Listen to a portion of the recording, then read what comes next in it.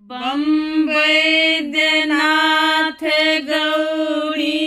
बर शंकर भोलानाथ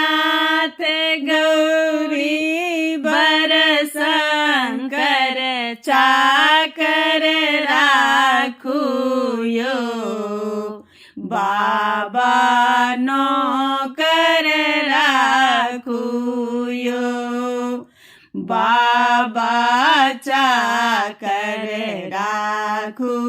यो ही चाकरी में बाग लगायब फूल हम लोड़ी लोड़ी लायब बाबा ओही चाकरी में बाग लगायब फूल हम लोड़ी लोड़ी लायब ओही फूल के हम हार बनायब ओही फूल के हम हार बनायब माता पार्वती